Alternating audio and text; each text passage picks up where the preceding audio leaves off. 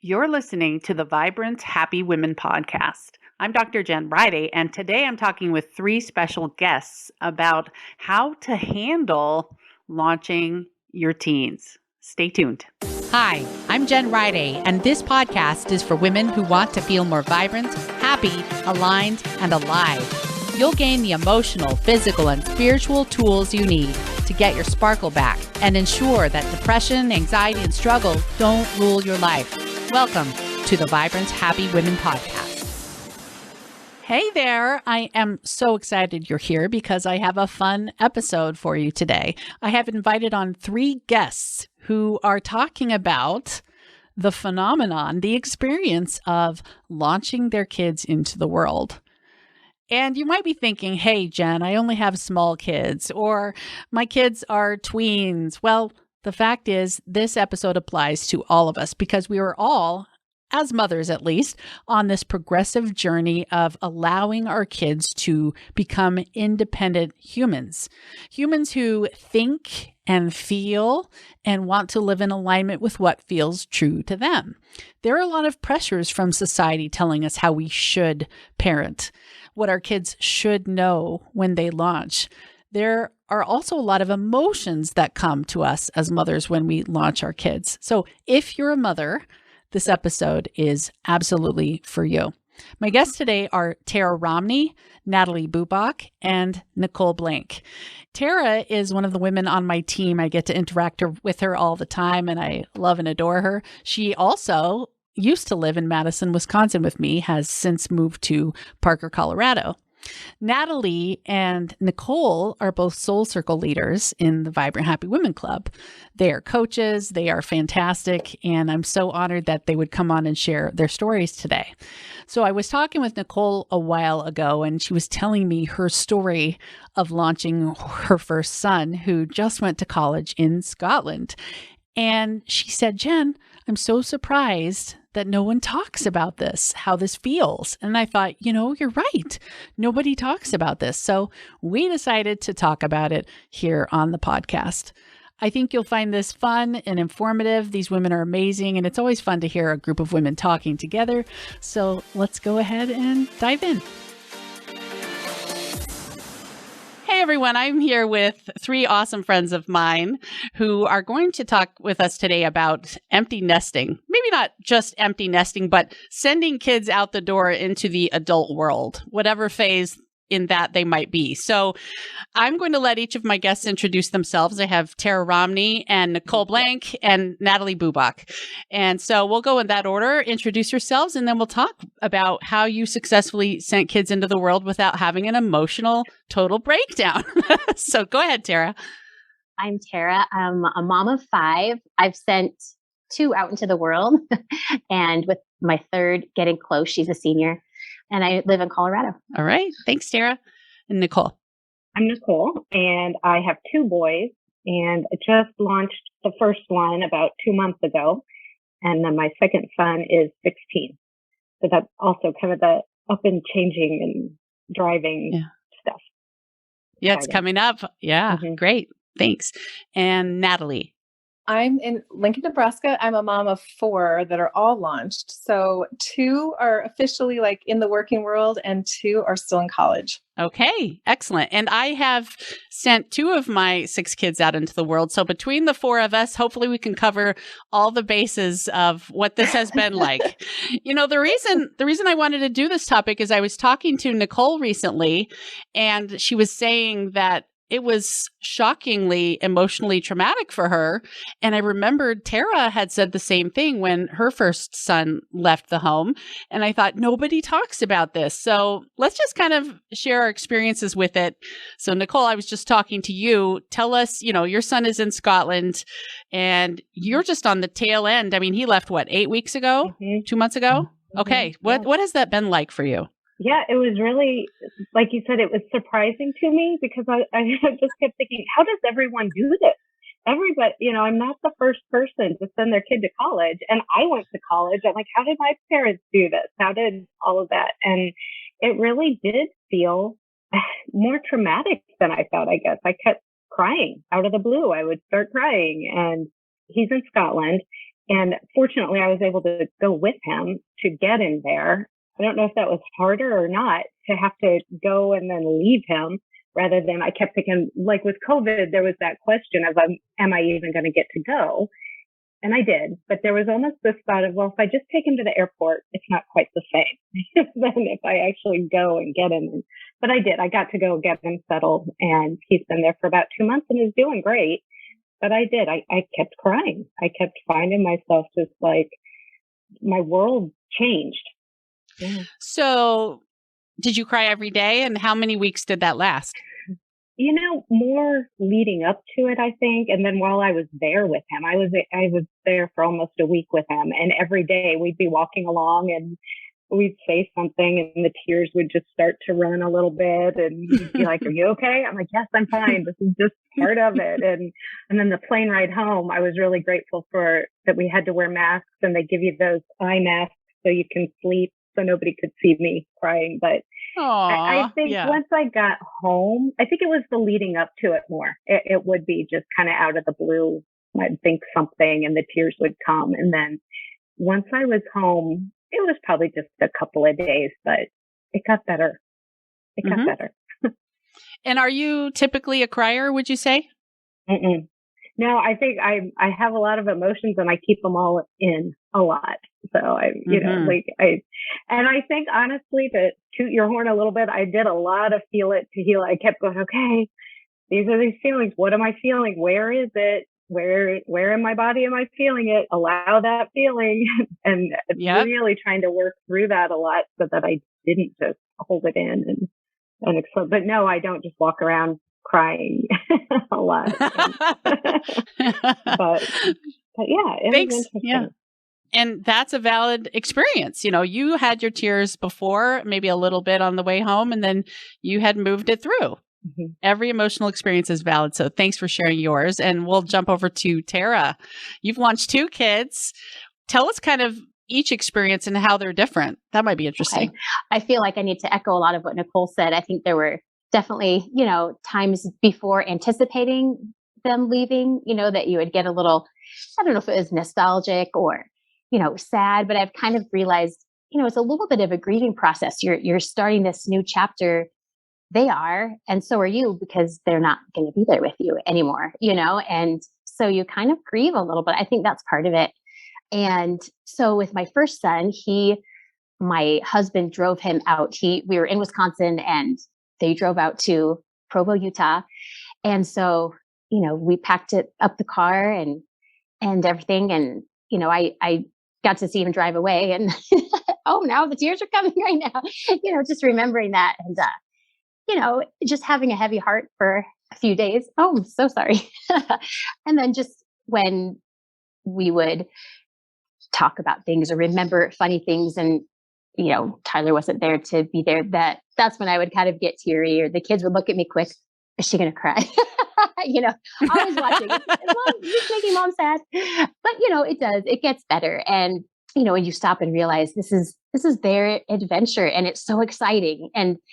But you just miss having them there, and you resist the temptation to text them every too often. How's it going? Because you're just dying to know, what are they experiencing? Who are they meeting? Are they, what are they doing? Because again, you just always had known that when they were there with you. And how long did you feel emotional with Tyler launching? Well, I still do. My tears. So how many years ago was that? So that was 3? It was 4. It was 4 years ago. Yeah. I love that, Tara. Your heart is so close to the surface. And I think that's beautiful. I don't know if you remember this, but I remember you telling me that, it had been 6 weeks and you were still crying most days a little bit. A little bit. I mean, a little bit less. It's not like I was sobbing every day, but there would be times when it would just tug at your heart and you just get a little, like Nicole was saying, you feel your, the little tears kind of well up in your eyes, but it got easier, of course. What did your husband think of the crying? Like, how did he respond to it? Oh, he just gives me a big hug and, he missed them too. He missed them as well. But. Oh, yeah. Yeah. Okay. And then for Scott, how was it? It doesn't really get easier, I think with subsequent kids leaving. In fact, I felt like it it sped up. I think your oldest child kind of, paves the way a lot, for different experiences all growing up, and then it just seems like the next kids follow so fast and it just speeds up. Ooh. So it just seemed to come really quick. It's kind of the same thing, but this time he flew out. So I, took him to the airport and, I couldn't even go stand with him at the gate, back in when I went to college and, watching him as long as I could, watching him going through the security line, So anyway, yeah, it was. Oh, wow. Just miss them. They're my buddies. And so it's just hard to not have them there. And now they're both missionaries. And so I haven't seen either of them for about a year. I get to see them. I FaceTime with them every week, but they're gone for another about 10 months. They're doing great stuff, but we miss not having them here, but they're doing awesome. And that makes me happy. So yeah. Awesome. Watch out, Nicole. It's speeding up. She warned you. All right. Thank you, Tara. That's great. And Natalie, you've launched 4. I can't even imagine. And you're empty nested, essentially. Tell us about that. Oh gosh. I think just listening to you guys talk, it's bringing back a lot of emotion too. I just remember those sweet moments of one of my favorite things is all of my kids were leaving. My oldest went to Pennsylvania and then my second went to Arizona. So they were just spreading everywhere. As they were heading off to their first class or into their apartment, I took a picture of them kind of walking away from me. And I had that on my phone and I remember I would look at it a lot just because I would think they're heading off into the world. They're doing their own thing. Like, this is why I've loved them the last 18 years and tried to train them to be big people. And it kind of helped me on those times where I was feeling really sad. But our kids were pretty close. There was 4 kids in 5.5 years. So as I was launching the first one, the next one was in their senior year or whatever. And it just kind of felt like I didn't really have time to let it sink in until they were all gone, So it's been an interesting process. And my husband and I have tried to meet with a lot of people that were empty nesters and just kind of found out, what do you guys do? Like, how do you re-engage as just the 2 of you when your whole life kind of used to revolve around, the whole family? And so, yeah, it's been a really interesting experience and good, but hard at the same time. Yeah.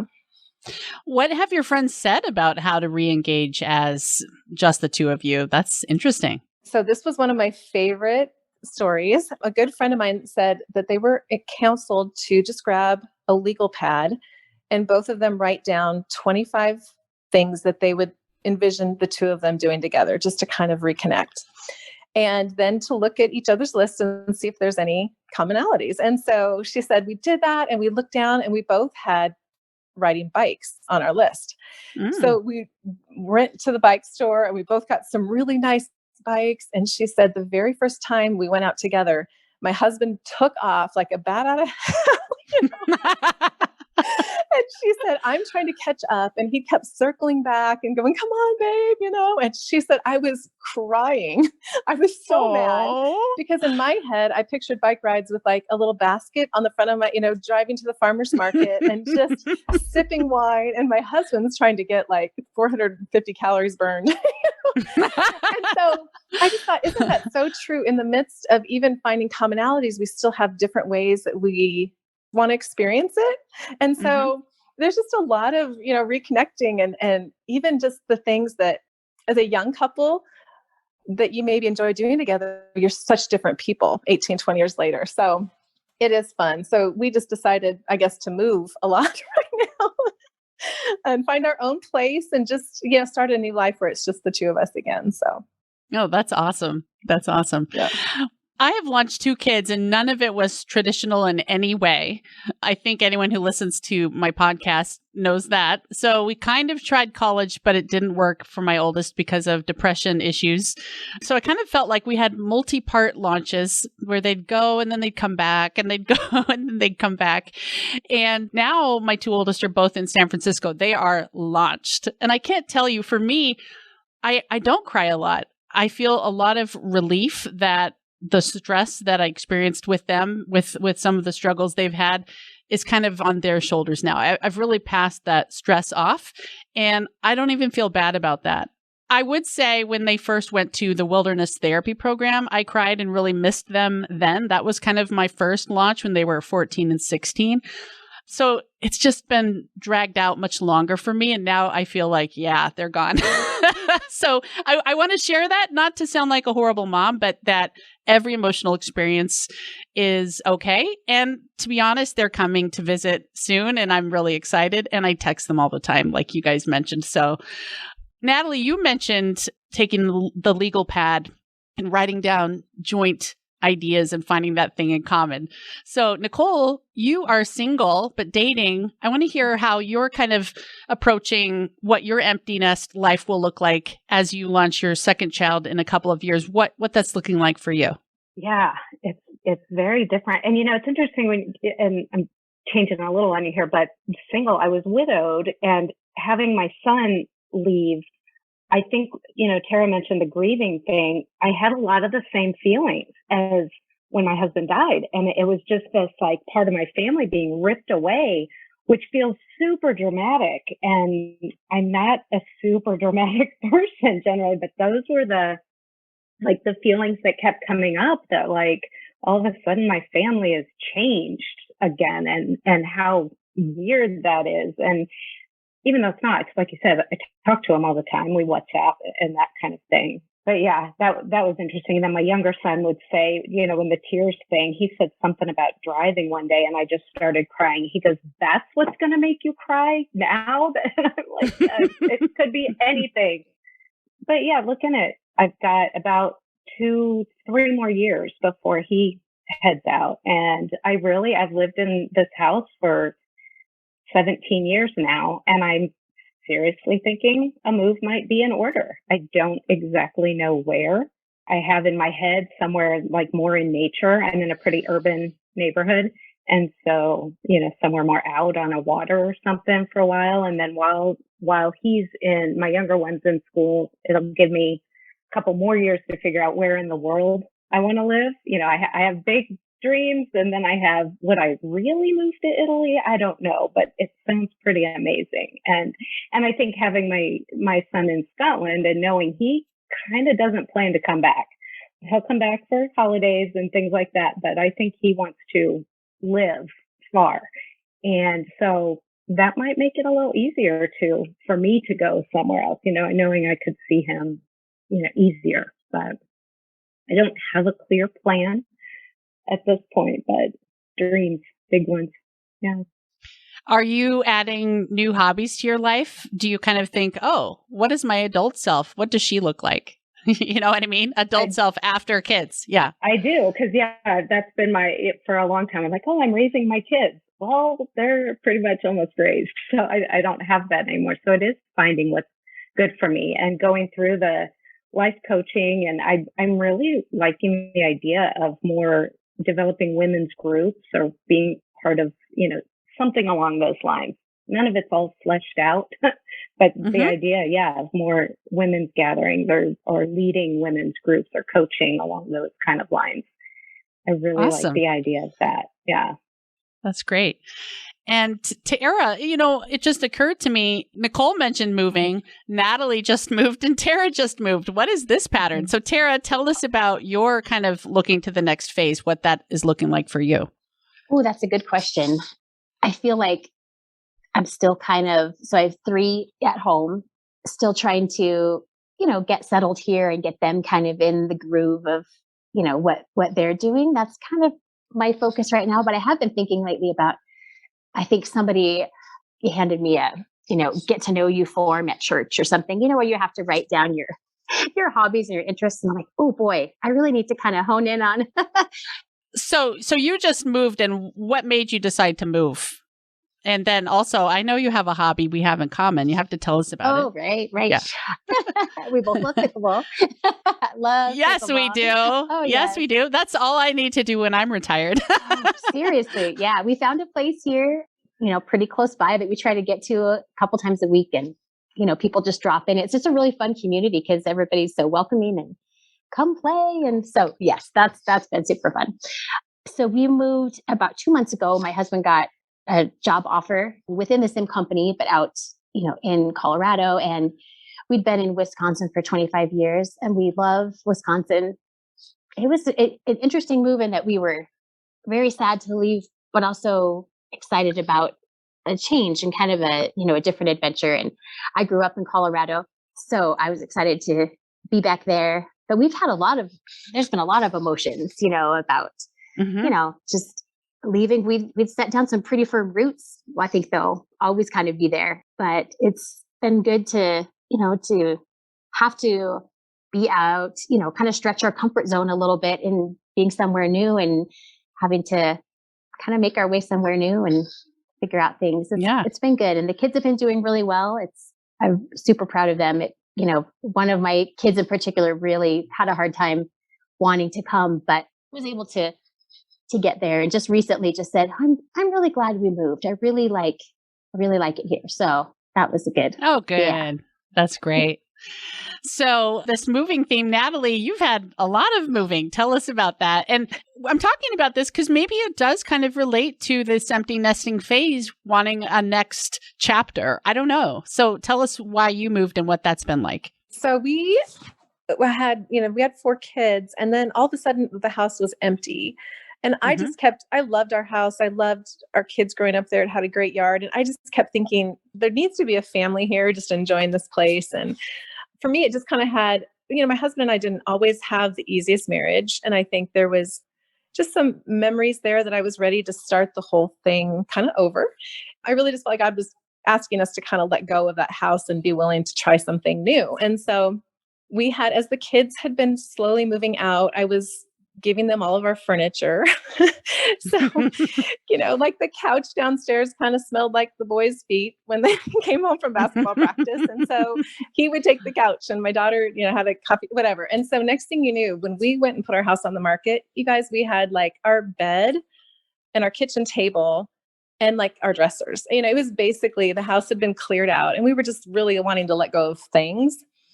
We moved into a place that's half the square footage of what we had and just kind of wanted to be able to reconnect, let go of all the stuff, and I guess really just figure out what our new life's going to look like, make room for the new, So there still is a lot of sorting. We have some stuff in the garage that is boxed up. So we actually moved into a place. We had a moment of panic because we walked in after closing and realized, I don't know that we're actually going to fit here. And I jokingly called my realtor and said, there was like 5 offers on this house, right? If we decide it doesn't work.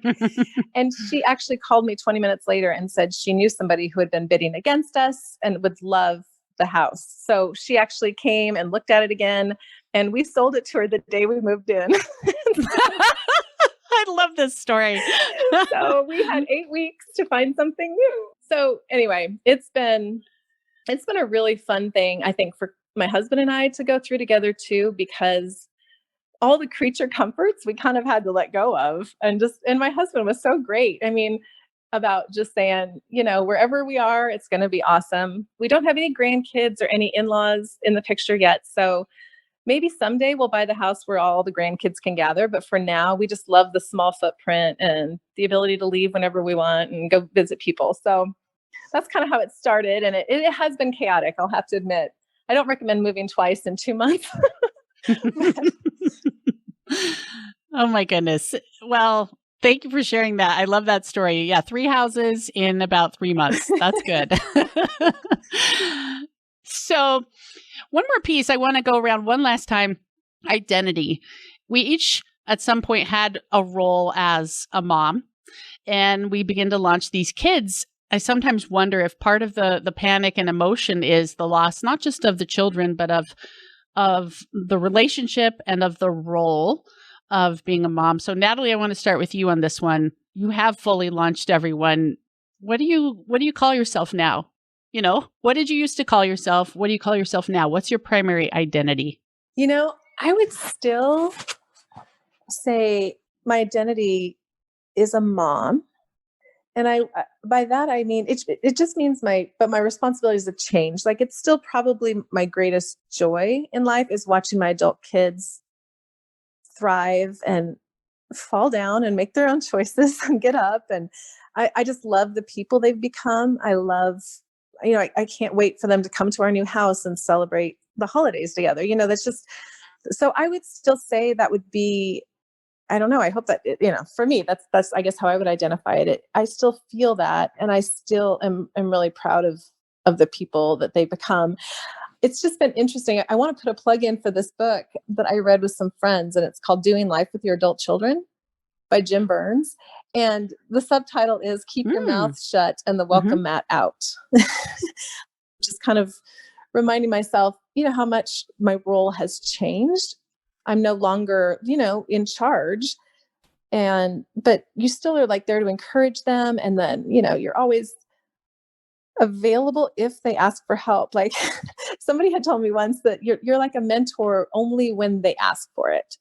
And I think that's just a really smart thing, because one of the things, kids do hear our advice as criticism, I think, is their first launching, even if you don't mean it that way.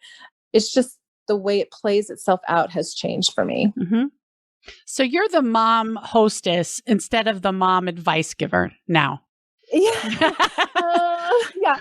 And I would say life giver in a sense of just pouring encouragement into them and just becoming the people they are, to try to give them feedback. There's just so much in the world. They're comparing themselves to everybody and to everything. I think kids are feeling so inadequate and overwhelmed these days. And so when I see them kind of stepping into, their positions of strength and things that they're good at, just trying to encourage that. So it's life-giving in a different way, I guess. Yes. Okay. That is great. So you're a life giver more than an advice giver. That's kind of a mantra we all need. Be a life giver, not an advice giver. Okay. Yes. It's so true, because, when I first had kids, my mom has learned that same principle, but there was more advice coming. And I finally had to say, Mom, I will say these things to myself already. I don't need you to say them. I need you to say all the good things about me. And she grabbed onto that quickly as soon as I identified it for her. And she's been really great. Like the last 2 times I saw her, she said things like, "You're such a good mom." And then my jaw dropped and I was like, "Thank you." She always thought it, but she never really quite said it. So if you're doing that, Natalie, your kids have to love you. Very good. Nicole, how about for you? Yeah, Identity. I love what Natalie's saying, and it's striking me as I know my kids hear it as criticism, and especially with it being my first one, and I'm like, oh my God, he's not prepared. He doesn't know how to do this. What if he's not prepared? And he's super smart and he's doing fine, but I was still like, I got to tell you this. Okay, and I got to tell you this, and you're leaving in a month, so I got to tell you this, and don't forget, and all those things that I'm imparting wisdom, and I'm sure he didn't hear it as wisdom. It came across very, so we had a lot of strife over the summer before he left, and a lot of, it was kind of that he was ready to go and I was ready for him to go, even though I didn't want him to go. So there was a lot of that. And I think all those feelings played into that of, I need to make sure he's prepared, and I'm scared for him, and partly because he was starting college, but he was also moving to another country. So there was that combined amount there.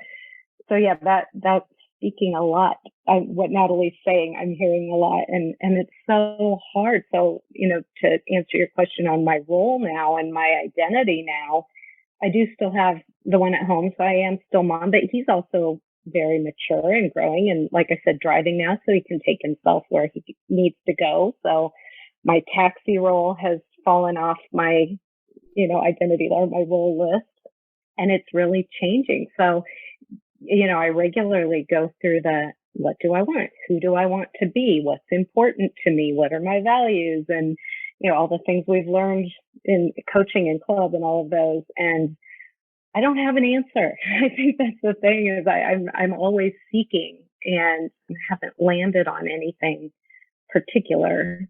And I think, somebody said once, we're always a parent, right? We're always mom. We're always here to be that soft place to land. And I want to be that. And honestly, I think the more true I am to myself, whatever that looks like, the better mom I am, the better I'm able to then also let them be their thing and let go of the control of, it needs to look a particular way. So you're still seeking, and nothing wrong with that. I like that. And for you, Tara? I think I'm the same way. I'm still, trying to figure it out. And I think as you kind of, are going through this time of life, you kind of are seeing your role shift as a mom, kind of like Natalie and Nicole said, more as, a guide, guiding them, but supporting them a little bit. And it's a little bit tricky because you do see some things that you think, oh, I know if they did it that way, it would be easier for them in the long run kind of thing. But I found this post the other day and I didn't write down who it was from, but the gist of it is basically, it's tempting. I'm going to kind of paraphrase. It's tempting to believe what your child's life should be and to believe what they should become, but it's their life and you get to be a part of it and you were never meant to control it, but you get to experience watching them create their own path. And that's a big gift.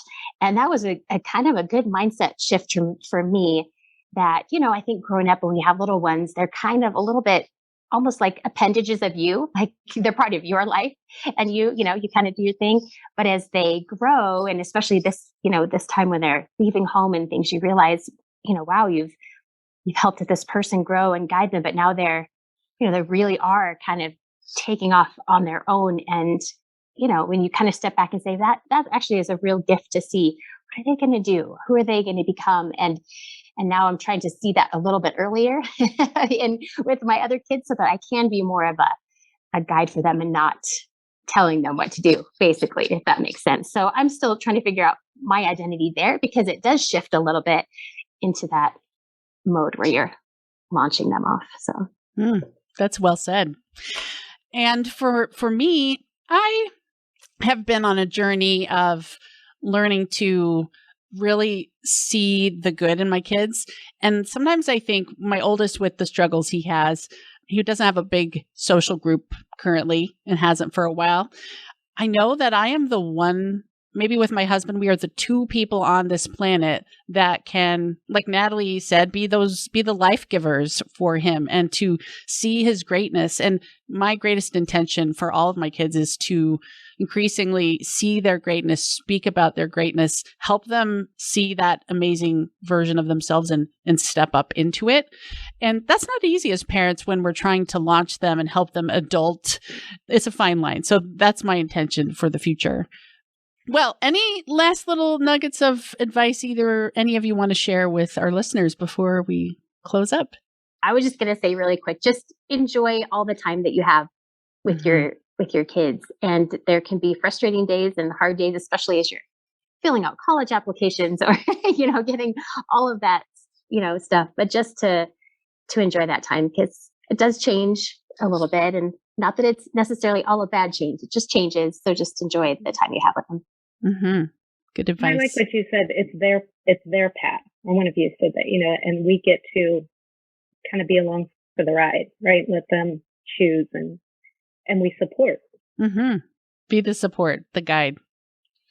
Anything else from you, Natalie? I don't think so. It was just so fun to talk with you guys, though. I just love hearing. I mean, maybe that would be what I'm thinking is just having other women that can encourage you and that you can be honest with along the journey of launching your kids. Whether it's finding just an older woman who's been through it or just girlfriends with kids your age that whether you're relieved to see them go or sad to see them go, that you feel free just to talk about that and to let loose with all that. So Great advice. I appreciate all of you sharing your experiences and your wisdom. You've all done such a great job. And I feel like each of you, Natalie, Tara, and Nicole, you're each such a light and an example. And I'm so grateful you would share that with our listeners today. So thank you. Thanks, Jen. So there you have it. The feelings and experience of launching your kids is a real thing. It's an experience. And every feeling and emotion that you might have throughout it is valid, wherever you are in that process, whether you have preschoolers or teens or your kids are all already launched. I think the moral of the story is honor your feelings. Allow yourself to feel them, let them pass through, and know that this is normal. It's part of the experience. My friends, I love you. I think you're amazing. I hope you enjoyed this episode, and I will be back again next week. Until then, Make it a vibrant and happy week. Take care. If you enjoy this podcast, you have to check out the Vibrant Happy Women Club. It's my monthly group coaching program where we take all this material to the next level and get you the results that will blow your mind. Join me in the Vibrant Happy Women Club at jenriday.com/